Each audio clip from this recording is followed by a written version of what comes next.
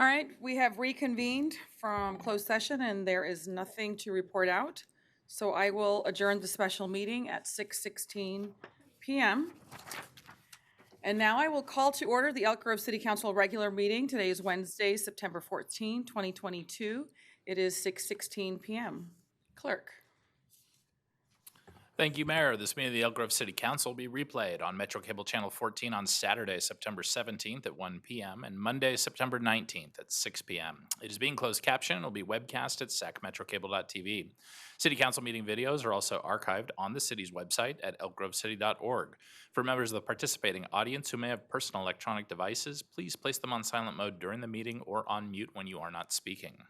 Elk Grove City Council welcomes, appreciates, and encourages participation in the City Council meeting. City Council requests that you limit your presentation to 3 minutes per person so that all present will have time to participate. City Council reserves the right to reasonably limit the total time for public comment on any particular noticed agenda item as it may deem necessary. Pursuant to Resolution number 2010-24, no individual speaker concerning public comment may address the City Council for more than 3 minutes. If you wish to address the council during the meeting, please complete a blue speaker card, which can be found at the back of the room or appear at the front, and provide it to Assistant City Clerk Brenda Haggard prior to consideration of the agenda item. Thank you, Mayor. All right, thank you. Next up is our Pledge of Allegiance. I'd like to invite our Vice Mayor to lead us in the pledge this evening. Okay, hand over heart, ready, pledge. I pledge allegiance to the flag of the United States of America and to the republic for which it stands, one nation, under God, indivisible, with liberty and justice for all. And Mayor, just for a procedural item, if we could take one step back just for the roll call. Oh, yes. And I'll start that roll call off noting that Councilmember Wynn is absent, and then I will move on to Councilmember Spies. Present. Councilmember Hume. I'm here. Vice Mayor Suen. Here. And Mayor Singh Allen. Here.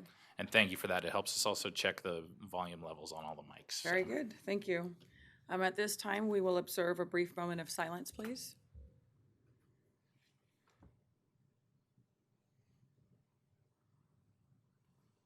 Thank you. All right, can I get a motion for the approval of the agenda, please? So moved. Second. All those in favor, please say aye. Aye. All right, next up. And under Section 3, there are no closed session items on the regular agenda, so that will take us on to Section 4, our presentations and announcements. That first being item 4.1, which is a proclamation recognizing the 25th anniversary of the Neil Reitman Pediatric Burn Institute, the 100th anniversary of Shriners Children's, and the 150th anniversary of the Shriners International Fraternity. Very good. I'd like to call up here our representatives from the Shriners, and I will go ahead and read this proclamation. All right. Shriner Children's, Northern California. The Neil Reitman Pediatric Burn Institute 25th anniversary, Shriners International Fraternity 150th anniversary, and Shriners Children's 100th anniversary. Whereas the Shriners International Fraternity was first founded in 1872 as the ancient Arabic order of the Nobles of the Mystic Shrine, the Nobles of the Ancient Arabic Order of the Nobles of the Mystic Shrine founded Shriners Children's in 1922, and in 1997, Shriners Children's Northern California relocated from San Francisco with a well-established pediatric orthopedics program and new subspecialties in spinal cord injury recovery and acute burns. And whereas 85,000 patients have been treated at Shriners Children's Northern California, this number continues to grow with over 30,000 patient visits per year. And whereas Shriners Children's Northern California has been ranked nationally for its orthopedics and urology by the U.S. News and World Report, and continues to be the only hospital in our region that offers comprehensive, specialized programs to respond to the limited options for pediatric subspecialty care, including fractures, pediatric surgery, acute inpatient pediatric rehabilitation, reconstructive surgery, complex spine disorders, cerebral palsy, spina bifida, and neuromuscular disorders.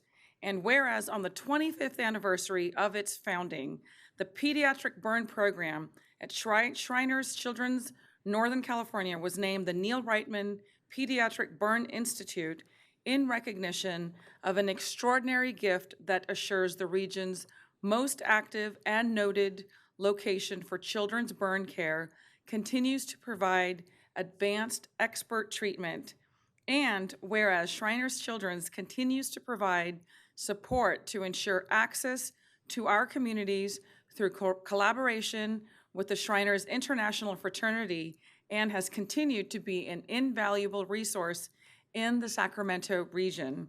Now therefore be it resolved that the City Council of the City of Elk Grove hereby recognizes Shriners Children's and commends Shriners Children's Northern California and the Neil Reitman Pediatric Burn Institute's commitment to cultivating research and treatment of children's injuries due to burns and their continued efforts to ensure access to invaluable care and resources for children and families residing in the Sacramento region and beyond. Congratulations and thank you. We will come down.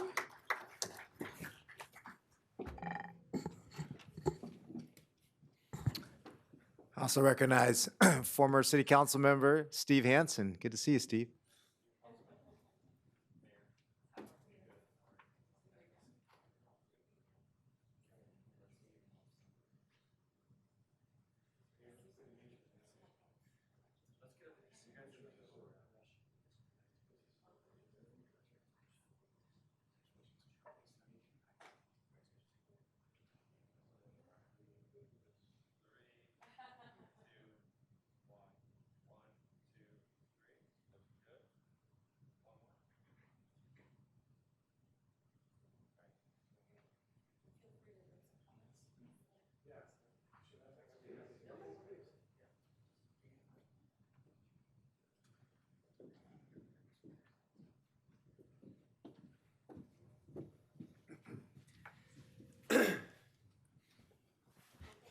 Thank you. Evening and for this honor and recognition. We are unbelievably touched, and I will try to get through this without crying. Because we have one goal at our hospital, and that goal is to change and improve children's lives. And hundreds of our patients, believe it or not, come from the city of Elk Grove. And the care that is offered at Shriners Children's is truly life-changing. So thank you so much for this beautiful recognition and this honor. We really appreciate it. Thank you. And thank you, Mayor Allen, Singh Allen, and members of the council for this kind and wonderful recognition of the hospital. My name's Russell Gott. I'm here with my wife, Deborah, this evening. We are longtime residents of the city of Elk Grove and are very happy to be residents of this city. On behalf of the hospital, the Shriners Children's Hospital, Northern California, and the Board of Directors, again, want to thank you for your support. This is very meaningful to us. The hospital is currently receiving 7,000 to 8,000 referrals a year of children in need. As you know, we never charge anyone. Many of these children, we find out, are from Elk Grove, so it's a very important constituent source of our patrons. And our goal is to expand the number of kids we serve in the near future. I'm very hopeful that we can do that. Again, thank you all very much. Thank you, and thank you for the tremendous work that you do in our community. I mean, it's our honor to recognize you. You're doing the great work and helping thousands of our children. So thank you. Just not only much needed and much welcome, but just so much appreciated.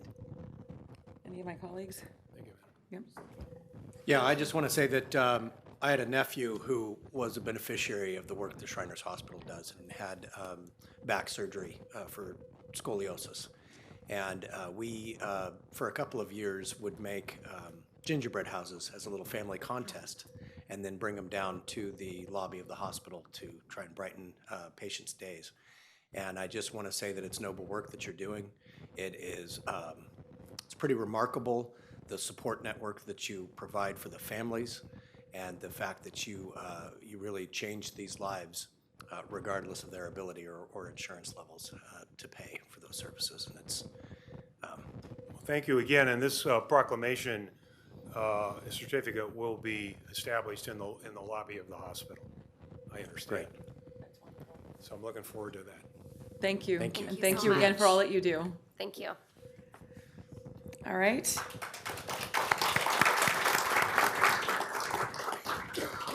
Next up, we have our Trails Committee presentation, our annual update. Mark Mendenhall. Good evening, sir. Good evening. Mayor Singh Allen and council members. Everybody likes pictures, so I'm going to throw up pictures here.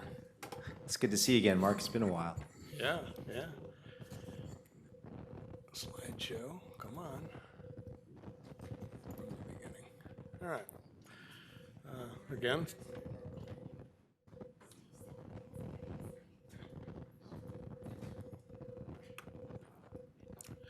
Okay, this is our annual report. This is the members of our committee. We've added 2 members, Sherry and Chris. We have not actually had a meeting in person with all 5 of us there, so normally I put a picture there and it's not there. So you'll have to go with the names, and as soon as we have a real meeting in person with all of us, we'll take a picture. This is what we do. We provide input and direction on CIP and planning projects, and tonight I'll get into what's happening. Much is happening. 2 members of the Trails Committee, Sharon and Chris, helped me lead the city staff on 2 bike rides around town showcasing our trails and successes, future plans and challenges. The west of 99 route in October was approximately 12 miles, and the east of 99 route was 14 miles. Big thank you to Kerry Whitlock for organizing. Fun and educational time was had by all. This is one of the east side route. We created our minor CIP project recommendation log in 2019 to help staff prioritize small projects that have a big impact on trail usability. We added 3 new items, closed 1, actually 2, 1 wasn't on our list yet, and there are 5 more in the planning and scheduling phase. I show you this as an example, you don't have to read it. Each project recommendation within that list is accompanied by a write-up featuring maps, aerials, pictures, and the issues and what it might look like when altered. The majority of these items are curb cuts, ramps, realignments, and kind of redos for various reasons. Here are the improvements made at Sierra River Drive and Rising Creek Way. The zigzag to access the trail shown on the left is gone, and we now have an open, wide ramp. Up you go, and you're on the trail. Our anti-trash volunteer team has been cleaning up our trails and creeks every Saturday for months and months and months. Committee member Sharon Anderson has been very active in organizing and helping each week. And we thank all participants, especially the Irons family and Brett Bartholomew, for their awesome support. Technological advances and consumer demand have brought to us an amazing array of e-bikes, scooters, trikes, skateboards, and even all-terrain skateboards. We are seeing everything on our trails, sidewalks, bike lanes, including golf carts, ATVs, gas-powered equipment, and all varieties of ADA mobility devices. Our current posted policy is no motorized vehicles on the trails. Addressing a refined and more inclusive policy goes well beyond the reach of our individual committee, but as a committee, we feel a regional approach is probably the best benefit and needs to be addressed sooner than later. I'll throw in, some of these are pretty powerful machines. They may be electric, but I saw a kid just on our street today that had an electric motorcycle that did a wheelie down the street. And he's on our trails, so. District 56 preserve was completed, including a trail crossing diagonally through the property. It's spectacular, it gets a lot of use. Birds, bushes, you name it, it's great out there. Sheldon Farms, located at Sheldon and Bruceville, has constructed a critical connection for the Laguna Creek Trail and connects to the Elk Grove Creek Trail as well. It's not quite finished yet, but should be by fall. That's the magenta line there is what's underway. On the left is what it was coming underneath Lewis Stein, and on the right is the new trail. And it's further along than this. I took this picture a couple months ago, so we have the post and cable out and the landscaping's going in. It's a very nice addition. Plans are moving forward to extend the Laguna Creek Trail westward from Camden to East Stockton Boulevard at the WellQuest facility. We also received a $500,000 grant marking the beginning of a serious planning for a pedestrian crossing over State Route 99 at Laguna Creek. Along with the Sheldon's Farm Trail segment, this will connect Laguna Creek Trail from Waterman Road at Bond all the way to the Sea of Sacramento by the UA Theaters.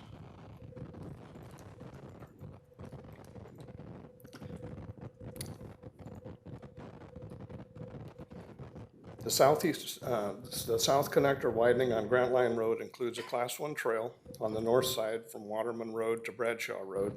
It connects to the trail over the railroad tracks that's already in place and between Waterman and East Stockton Boulevard, and also to the Fieldstone Trail to the north. The next phase, you can see it ends. The next phase of the Southeast Connector extends the highway and the Class 1 trail through Sheldon to Calvine Road. The north reaches of this project within the city would be accessible via rural roads that are currently planned for bike lanes only. The project at Bond and Waterman continues and many internal trails and provides surface street connection to the Laguna Creek Trail.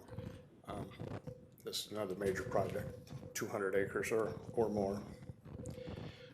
The Wyland Drive Bridge in the Fieldstone area was completed, connects the Fieldstone community with the neighbors to the south that have been there a while, and a completed trail connection along Elk Grove Creek. The Laguna Creek Trail undercrossing was preserved after Union Pacific constructed a new rail bridge over the creek.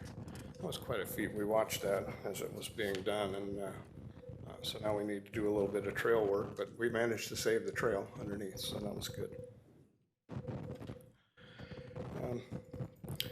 The committee and I first brought this slide to the end project for the consideration within my council report in 2018.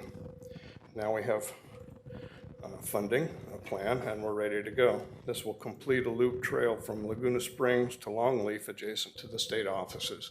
We'll make a nice loop trail for walkers, dog walkers, bikers, whatever in there. There's already a trail there, as you saw on the previous slide. We call those ad hoc trails. This is scheduled for construction in 2024. Surface improvements, including leveling for tree roots and slurry sealing, is underway on trails all over the city. We thank Jeff and everybody that's responsible for spending our money wisely and preserving the surfaces of our trails. It makes life much nicer out there. As more of our priority projects move forward, we need to begin planning ahead. One major addition would be the completion of the upper Elk Grove Creek system, serving central Elk Grove and new construction at Grant Line and Waterman. If you look on the left, the orange is the pedestrian bridge over 99, and it comes down to an unpaved section that goes down to Elk Grove Florin. We feel that can continue. It will deal with a railroad crossing, which I know is difficult, but you can see where it connects up to the whole Fieldstone project over by Waterman, and that would be a major link for the whole trail system. We believe we have a realistic option to create the Strawberry Creek Trail system. Easy access to the Lowe's Center, Monterey Trail High School, Harris Middle School, retail centers east of the railroad tracks could become a reality with this trail segment. Access to the city trail system would use residential streets and signalized intersections at the major roads. This segment would require a railroad crossing. This part of our city currently has no trails at all. most of that is open ground drainage district kind of stuff. There's frontage road on a lot of it, or access roads. So we really, the rail crossing is again the issue. Grants, federal, state, regional, are leveraged with city matching funds to advance trail priorities. We need to make sure staff time is available to apply for and receive grant funding. That's crucial. Managing and maintaining clean and safe bikeways is always a priority. And getting it right the first time. That's my joke for the day. Fortunately, this is not in Elk Grove. However, Councilmember Hume might be addressing this at a future date in what might be his new role. We hear it everywhere we go. Connectivity is the key to a successful trail system. Your continued commitment to this end is essential.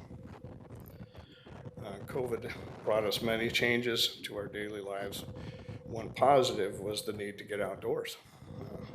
This is the Laguna Creek Trail in use by many as it should be and is now. Thank you, and comments?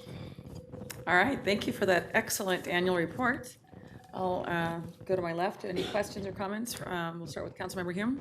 Thank you, Mayor. Just a comment, Mark, you've been at this a long time. 21 years. Yes. Wow. And I was at the barbecue in the beat over at Jack Hill Park the other day, and there were a lot of comments talking about how Elk Grove is now starting to hit a critical mass where the trails are significant enough that it's worth clipping into your bicycle or breaking a sweat as you're jogging, that we're really starting to hit that point where they're not just trails to nowhere anymore. Yeah, we're getting there. Quite remarkable. Vice Mayor? Yeah, thank you, Mayor. Yeah, Mark, I just want to echo some of those sentiments. I mean, really appreciate your dedication to this. The trails are finally coming along. As you know, we're trying to get the regional trail going, of which the Laguna Creek Trail is part of it. So I would just ask you to keep it up a little longer. Going, help us. Going. Oh yeah. Really appreciate your advocacy. I haven't keeled over yet. Councilmember Spies? So, Mark, I want to thank you, and I want to thank all of the committee. I really appreciate it. Years back, I started coming in, watching City Council, and I remember there were times when, the Trails Committee had some, some challenging things to say. Let's put it that way. Yep. But I'm really glad that you stuck with it. I think it's continued to improve. We can still get better. But thank you for all of the committee to keep working on it. So thanks. I think it really is becoming one of those great benefits of living in Elk Grove. So thank you. Absolutely, and I'll echo the same comments from my colleagues. Excellent annual update. Want to thank all of our committee members for their exceptional service. This committee helps keep Elk Grove beautiful and connected, and that connectivity is so key to what you're saying. And I look forward to this regional trail as we connect to other parts of our Two more cities. pieces. So other components still coming, but you've come a long way. Yeah. So congratulations to Thank you you. and everyone else who got us here. And Elk Grove is better because of your service. So thank you. Thank you, everyone. Thank you. All right, moving along, it is public comment. I do not see any. We Oh, should no, have yes, a- I do. Yes, We I should have do. a series of speakers Yeah, for I just section didn't click 5. it in Sorry. time. I think I was the slow one on the click. Yep, no worries. All right, so we will start with Jonathan Mills, followed by Farail Kabir. And you get 3 minutes. Thank you. I will try to make it quick. Okay, you got 3. You won't pull me away from here. No, I'm kidding. Okay. So, good evening. My name is Jonathan. I'm an Elk Grove resident, and this is the very first time I've spoken in front of any member of any elected council in my life. Welcome. Thank you. So, as you know, the justice system in the city is probably the one that most people are most likely to come in contact with, not at the federal level. So, I'm here to speak to you about the life of a living creature. I'm a companion to an Elk Grove resident that has gone through an immense amount of trauma. I'm here to speak about the role of compassionate and thoughtful leadership.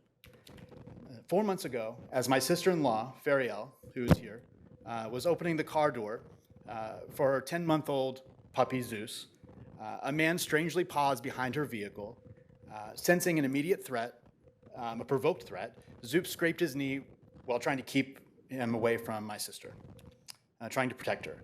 The man didn't need stitches. He didn't have a puncture wound. He didn't have anything but a scratch, as was put in the report. And he went to work the next day. From that moment forward, I want the city council to be aware of how that system that was built to protect the society from dangerous animals, in this case, has persecuted and prosecuted an Elk Grove family. I'm here to speak about how the family has spent $20,000 in legal fees to try to stop this action from happening. And now Zeus is he's about 48 hours before he's going to be euthanized by the city of Elk Grove. Just 2 days away. And I understand that you want to stay away from the judicial process. That's the line I've seen in some of these proceedings. But right now, that doesn't help anybody. What we're asking for is for you to take time to read the reports, put Zeus in a position where the family can fight for him in court in a real hearing, and not just let the city kill him in the dark, because that's what's going to happen on Friday. The guidelines in the city code that took action against Zeus and Fariel are opaque, written hastily, they're strange, and they go against everything that I feel like that I hold dearly as an American. I'm not going to go into each one of those today, but if you take a chance to just read the dangerous animal guidelines, and you go home and you try to discuss them with your family and read them independently and see who understands what about them and how you come to a consensus of what they all mean, it's really difficult to understand them. So I'm sorry that I don't feel like I live in a fair city right now. I hope you can change my mind about that. And I think that I wanted everybody to be aware that killing Zeus will only make us more determined to fight injustice when we find it. And I don't think as a white American man in this country that I think I would have been treated differently if they showed up and the animal control spoke to me than if they spoke to my sister-in-law, Fariel. And that makes me sad. And I think that maybe they would have treated your family the same, and maybe yours, Bobby. And Sir, your time is up. you get the point, I'm sure. So thank you so much for your time. Thank and you. I appreciate it. All right, next up, we have Fariel Kabir, followed by Dominique Park.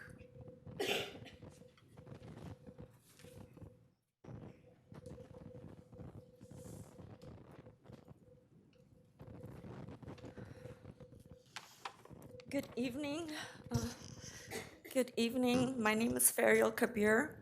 I'm here to speak to you about my puppy, Zeus. I get very emotional and hurt when I speak about my puppy, Zeus. For that reason, I'm going to try to make this as short as I can. My Zeus is a beloved member of our family. I got him. He was 8 weeks old. When returning from a dog park, which he goes twice a day, he tried to protect me against a man hiding behind my vehicle when he got out of the car with me by our house. The process that has taken him from me will be seen for what it is, and he will be given back to me once Sacramento court is able to rule on the multiple pieces of litigation in the case. He will be returned to me for that, I'm sure. The reason I'm here tonight is to ask you, to beg you, do whatever I have to do to stop from ordering him his killing before that court process has taken place, the Sacramento court. You have to ask your attorney to stay his execution until many questions are answered in this case. It's been very injustice to me and my family. My Zeus is like my child. He's like my son. I don't have any kids. I'm not married. He's an amazing, kind, compassionate, protective soul that doesn't deserve to die and deserves to live. If none of you believe me, take the 10 minutes drive over to the animal shelter and speak to Jen, Ronald, or any one of the animal shelter's volunteers that interact with him on daily basis. Go see Zeus. He's in a cage. He's never been alone for more than an hour or two at home. And I haven't seen him for over now 2 months. I'm asking you to stop the kill order written by your attorney, Susan Kennedy, until the court can hear the actual case. I will pay for every single day he is in that shelter, which is 10 per day. I've already paid for him to be there to this point. Legally, I'm unable to go in detail. Fight for him this evening. I am emotional, and anything I say could be used against me and my dog. I just wanted to come and fight for him, and the only way I can. Ma'am, Please help us. ma'am, Thank you so much. thank you. God bless. Next up is Dominique Park, followed by Sam Jones.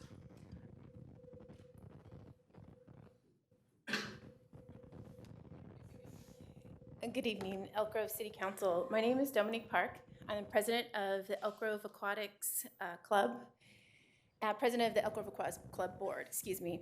In August, the Elk Grove Aquatics Club hosted the Western Zones Age Group Championship. Did you see the banners as you driving around? Yeah, that was us. Western Zones Age Group Championship establishes an attainable but challenging standard that gives the athletes a goal to strive for and reach. It gives athletes a chance to not just represent themselves, but their team and the entire league. Athletes get to travel and make new friends while competing against other young athletes from other states and places they've never have even traveled to in the United States.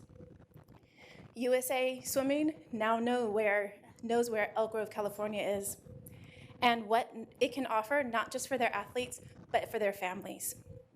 With nearly 3,000 spectators in attendance throughout the 4-day championship weekend, athletes ages 10 to 14 years old, swim coaches, USA officials, chaperones, the local swim committee organizers traveled from all over the Western United States to compete, from Arizona, New Mexico, Alaska, all over.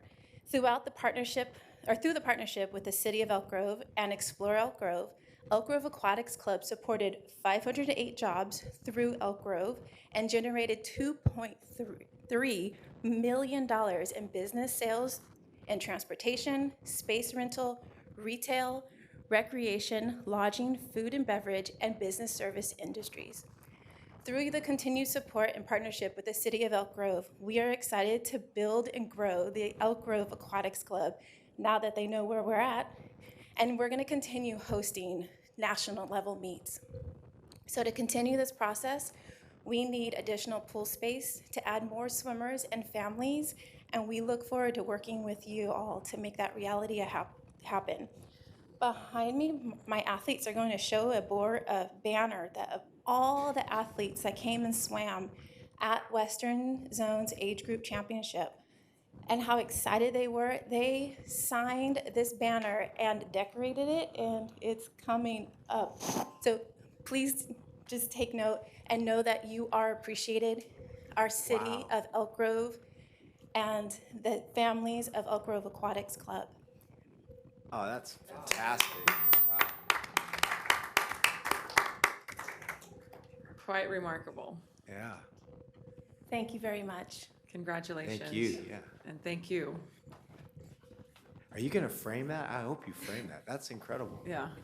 It's gonna get hung up at the pool, so when you come visit, come see. This is not Elk Grove. These are athletes that came from all over the United States and know where we're at. We know who we are, and we are happy to serve with the Elk Grove, City of Elk Grove, generate business, and let people know who we are. This is my hometown. I've been here. I graduated here. I work here. My family's being raised here, and so I am proud to be able to stand here tonight in front of you and tell you thank you. Thank you very much for your partnership, and I look forward to more. Thank you. Congratulations again. Thank you. All right, next up, we have Sam Jones. Good evening, Elk Grove City Council. My name is Samantha Jones. I'm a junior at Cosumnes Oaks High School and a swimmer at Elk Grove Aquatics Club. I've been swimming since I was 5 years old, and I would like to say thank you to the City of Elk Grove for your partnership with our team supporting the construction of Elk Grove Aquatics Center at District 56. The pool facilities are amazing, and we are so lucky to swim. We are so lucky to get to swim not only at a phenomenal team, but in our hometown, Elk Grove. And through the continued support and partnership with the City of Elk Grove, I'm excited to build and grow Elk Grove Aquatics Club with you guys. Thank you. Thank you. All right. So I don't see any other speakers, so I will go ahead and close the public comment opportunity and move on to item 6, our general administration information, city manager's report. Good evening, Madam Mayor, Vice Mayor, members of the City Council, Jason Behrman, City Manager. First of all, please join me in celebrating sustainability honors the city recently received from the Business Environmental Resource Center for 2 of our facilities. The Center, District 56, was recently recognized as the 2022 Sustainable Business of the Year Award for Energy Conservation. District 56 has prioritized sustainable site development, water conservation, and energy conservation. Over the next year, city staff will be pursuing certification of LEED Platinum for the center. Right now, we're LEED Gold. We're going for LEED Platinum because of the new solar array that has come online. Earlier this year, a resident approached the Arts Commission to paint a mural on Fire Poppy Drive, where it crosses Earhart Channel between Spring Flower Drive and Country Falls Lane. The commission reviewed the location, decided it was an ideal place for a mural, and hired Elk Grove artist Tony Burns to create the work. Mr. Burns completed the mural in late August.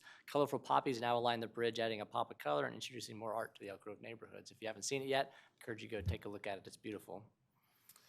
Residents may pick up an organic waste pail at the Special Waste Collection Center at 9255 Disposal Lane on Sundays and Mondays from 9 a.m. to 3 p.m. while supplies last. Organic pails are limited to 1 per household.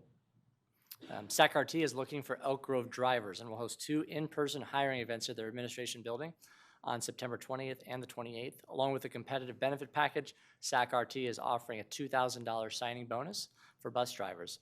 Free rides on the bus and light rail are available to attend the hiring events. More details can be found on SAC-RT website at sacrt.com/hiring events. The police department has partnered once again with the Fly Brave Foundation, Visions in Motion ADP, Elk Grove, and Amped Fitness for a fall session of FlyFit. FlyFit is a free 6-week fitness program for kids, teens, and adults with developmental and intellectual disabilities and their families. The program pairs police staff and individuals of different abilities to learn about one another and build community bonds. The program starts next week on September 21st and runs every Wednesday from 6 to 7 p.m. at the Preserve at District 56. The PD will host their last barbecue in the beat for the season next Saturday, September 24th at Backer Park from 11 a.m. to 2 p.m. Come out for a free barbecue lunch and connect with neighbors and officers. And finally, the police department is now recruiting to fill immediate and future seats on the Chiefs Community Advisory Board and welcomes interested community members to apply by September 30th. The Chiefs Community Advisory Board acts as a resource for the chief in the formation of strategies, development of community policing concepts, and increasing public awareness. The board provides a forum for community concerns with the goal of broad viewpoint representation. And for more information or reply, visit the police department website. And that concludes my report. Happy to answer any questions the council might have. All right, thank you for that great report. Any questions? Yes, Councilmember Hume? Not a question for Mr. Berman, but because Ms. Kabir and Jonathan are still here and just may not understand the process, we can't comment on items that are brought up that are not agendized, and because there's still an additional legal situation happening tomorrow, it wouldn't be prudent for us to do so anyway. I just wanted to put a bow on it there. Thank you. Thank you. Thank you for that, Councilmember Hume. All right, seeing no questions for our city manager, we will move on to our consent calendar. I'll open up the public comment opportunity. I do not see anyone signed up, so I'll close the public comment opportunity and look for a motion to approve the consent calendar. Move consent. Second, Mayor, and I just want to acknowledge a couple things. One, just thankful for our Wilton Rancheria for allowing our officers or uniformed officers to be in their facility. I hear it's unique to those types of establishments. And then I just also want to honor Officer Ty Lanahan and the things that we're doing on there, naming the part of the freeway and the military banner, so, and our facility as well. So, thank you. Thank you. We do have a motion and a second. All those in favor, please say aye. Aye. All right. Let's see. Next up, item 8.1. And item 8.1 is actually a series of 7 public hearings this evening for various annexations for 5 projects into community facilities districts and assessment districts. And Ms. Autor will be pulling up the presentation for that item.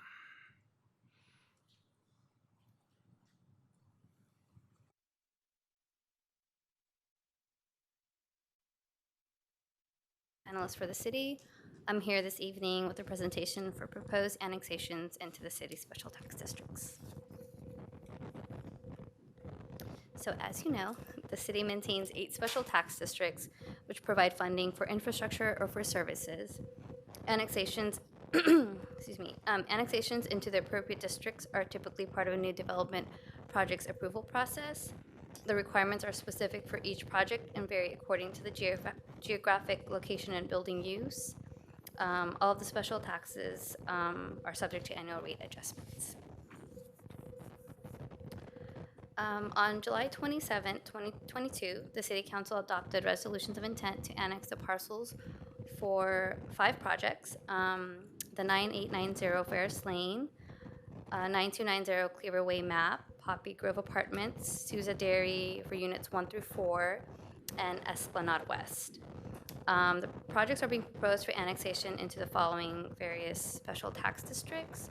CFD 2003-2 for public safety services, CFD 2006-1 for maintenance services, street maintenance district number 1, zones 3 and 5 for local collector and arterial street maintenance, and stormwater drainage fee zone 2 for stormwater drainage and runoff maintenance. This would be the 62nd and 63rd annexations into CFD 2003-2, the 83rd annexation into CFD 2006-1, the 46th annexation into Street Maintenance District 1, Zone 3, the 23rd and 24th annexations into Street Maintenance District 1, Zone 5, and the 56th annexation into Stormwater Drainage Fee Zone 2. All of these assessments will be levied in perpetuity. So what are these projects? The first project is 9890 Ferris Lane, which consists of 2 single-family units located northeast of Bond and Bradshaw Roads.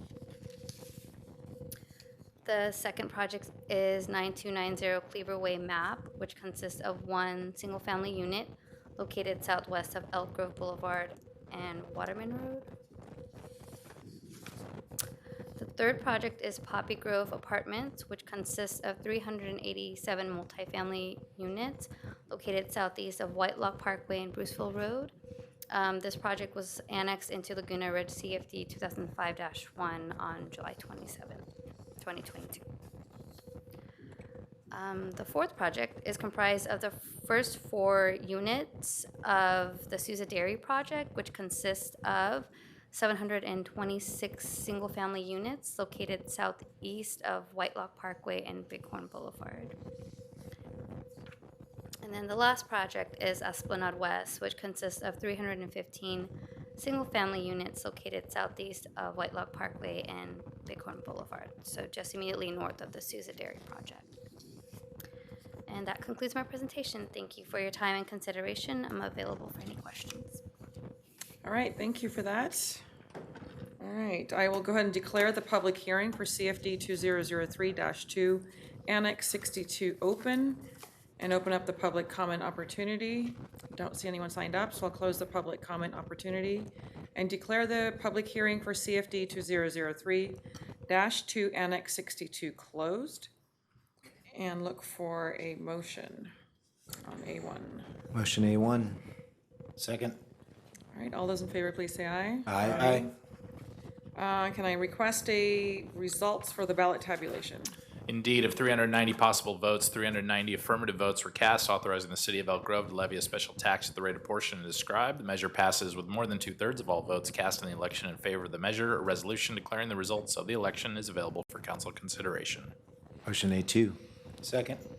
All those in favor, please say aye. Aye. All right. Motion A3, introduce and waive the full reading by substitution of title only, an ordinance levying and apportioning the special tax and territory annexed to Community Facilities District Number 2003-2, Police Services, annexation number 62, and amending Elk Grove Municipal Code, section 3.18.010. Second. All right. All those in favor, please say aye. Aye. All right, our second public hearing, I'd like to declare the public hearing for CFD 2003-2 Annex 63 open and open up the public comment opportunity. No one has signed up, so I'll close the public comment opportunity and declare the public hearing for CFD 2003-2 Annex 63 closed. Motion B1. Second. All those in favor, please say aye. Aye. And may I request the results of the ballot tabulation? Of 1,041 possible votes, 1,041 affirmative votes were cast, authorizing the city of Elk Grove to levy a special tax at the rate apportioned and described. The measure passes with more than 2/3 of all votes cast in the election in favor of the measure. A resolution declaring the results of the election is available for council consideration. Motion B2. Second. All those in favor, please say aye. Aye. Motion B3, introduce and waive the full reading by substitution of title only, an ordinance levying and apportioning the special tax and territory annexed to Community Facilities District Number 2003-2, Police Services, annexation number 63, and amending Elk Grove Municipal Code, section 3.18.010. Second.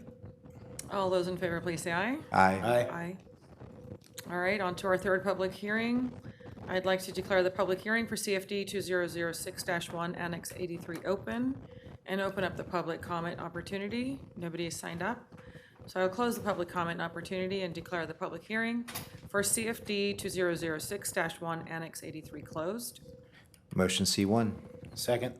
All those in favor, please say aye. Aye.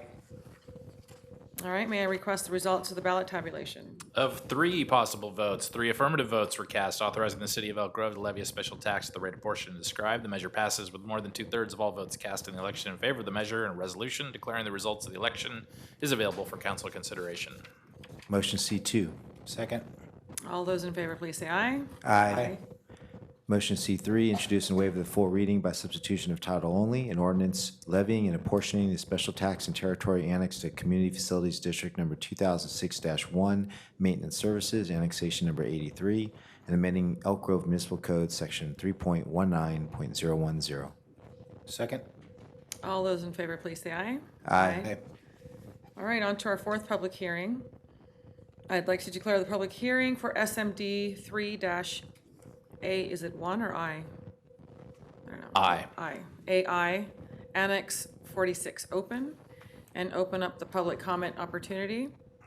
No one has signed up, so I'll close the public comment opportunity and declare that the public hearing for SMD 3-AI, Annex 46 is closed. And request the clerk to provide the results of the ballot tabulation. There is no majority protest. Of 3 possible votes weighted according to the proportional financial obligation for each property, 3 affirmative votes were returned. The ballots approved the proposed assessments and the proposed inflation adjustment limit described for the parcels identified in the ballots. A resolution determining the levy assessments in the district is available for council consideration. Motion D.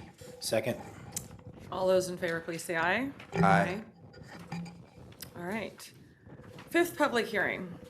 I would like to declare the public hearing for SMD 5T Annex 23 open and open the public comment opportunity. Nobody has signed up, so I'll close the public comment opportunity and declare that the public hearing for SMD 5T Annex 23 closed.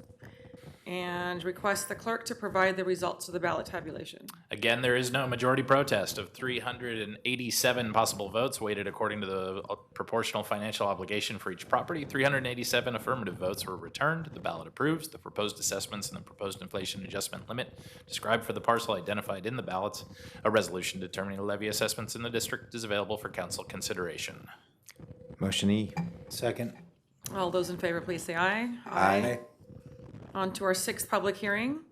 I'd like to declare the public hearing for SMD 5U Annex 24 open and open up the public comment opportunity. Nobody has signed up, So I'll close the public comment opportunity and declare the public hearing for SMD 5U Annex 24 closed, and request the clerk to provide the results of the ballot tabulation. And we're in familiar territory. There's no majority protest of 1,041 possible votes weighted according to the proportional financial obligation for each property. 1,041 affirmative votes were returned.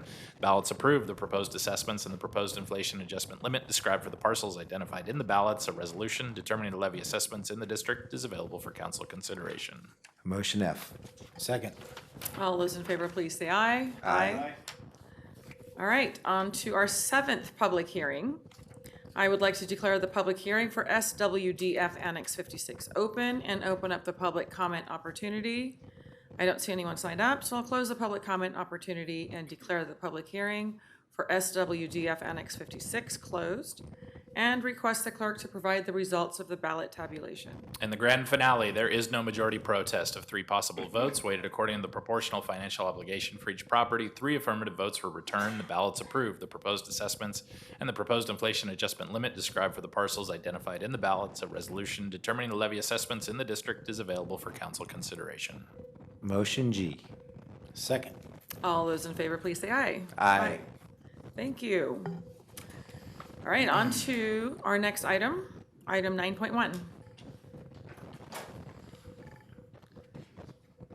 And that's to receive information and consider an ordinance ratifying and adopting the amended and restated agreement of formation of the Sacramento Metropolitan Cable Television Commission and amending Chapter 5.50 of the Elk Grove Municipal Code to incorporate Sacramento County Code Chapter 5.50 into the Elk Grove Municipal Code by reference. Thank All you right. so much. Welcome, Ms. Ashwarya Kumar. I appreciate that. I go by Ash, but thank you for pronouncing it beautifully. I'm the management analyst for the city manager's office. Again, Ash Kumar. I am here to present this ordinance related to the Sacramento Metropolitan Cable Television Commission, or Cable Commission, or SMCTC. The Sacramento Metropolitan Cable Television Commission is a joint powers authority, or JPA, formed by the Sacramento County and cities within the county, including all cities except for Ileton. The commission is responsible for administering state-issued cable video and cable franchises, assisting customers with cable complaints and issues, operating the local government channel Metro Cable 14, collecting franchise fees and public education and government channel facilities fees, and providing support for the licensees that operate the Commission's other 6 PEG channels. I'd like to provide some information on why we are here. There have been some amendments. The Cable Commission and JPA agreement are currently set to sunset on December 31st, 2024. The Cable Commission's Board of Directors expressed an interest in proposing an extension of the Cable Commission for consideration by the member agencies. And the Cable Commission, following that, the staff members met with the member agencies with proposed draft amendments to the JPA agreement. And the member agencies also have expressed satisfaction with the Cable Commission's operation and support for the proposed amendments, which we'll be looking at. The JPA agreement is currently codified as Chapter 5.50 in the Elk Grove Municipal Code through incorporation by reference to the Code of Sacramento County, Chapter 5.50, known as the Cable Television Ordinance, which is shown in Attachment 3 of your agenda packet.